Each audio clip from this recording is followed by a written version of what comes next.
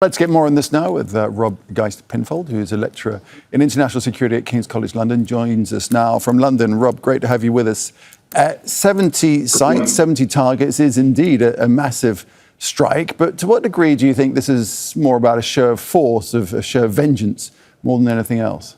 Well, this is very much a Trump-style show of force. We've seen those strikes, unprecedented number of strikes for many years, at least by the US Air Force in Syria. We've heard Trump's bombastic rhetoric.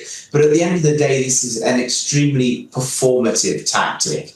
ISIL is not new. The US-led coalition has been at war with ISIL for many, many years now. And the truth is that if these strikes had had any effective value at degrading and destroying ISIL, they would have been carried out very, very long ago. This is all about a show of force by the Trump administration, a desire to project terror. It's not really against ISIL, to be honest. You can't deter ISIL. The S in their name stands for state, but they're not really a state. They're an insurgent group, they're a terrorist organization, whatever you want to call them, but they've gone to ground. So as a result, there's very, very few clear targets out in the open that the US can hit. So yes, these strikes are making the news, but there is a potential here for backlash as well. Al-Shara and his government look weak as a result of the continuing strikes by Israel in Syria, the continuing strikes by the US in Syria. At the end of the day, he has to show that he's a sovereign, that he's in charge. So this could actually put ISIL back on the map, a group that has been a third-rate player in the post-Assad transition that suddenly now emerges once again front and centre of the news cycle. So, Rob, what kind of presence do we know that there is of ISIL within Syria? Well, ISIL never went away. I think that's important to note. It's never been destroyed as Trump pledged he would do in his previous administration.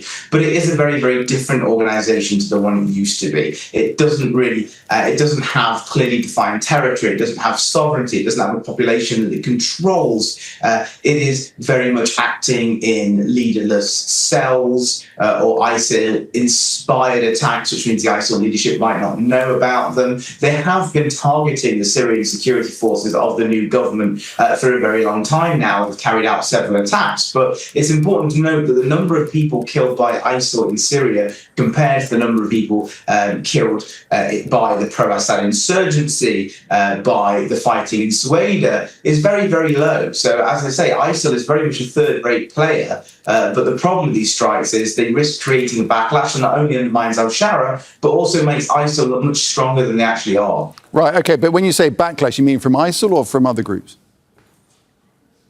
Well, first of all, there's a backlash against al-Shara. Al-Shara has to look like he's sovereign. The US, under Trump, has decided that the best way to secure its own interests in Syria is by backing up the al-Shara government. These strikes can do the exact opposite. They undermine him. They make him look like he's not the master in his own house. The US has been very critical, and rightly so, of Israel's strikes within Syria, its continued occupation of large parts within Syria, but it's more or less copying and pasting that tactic here.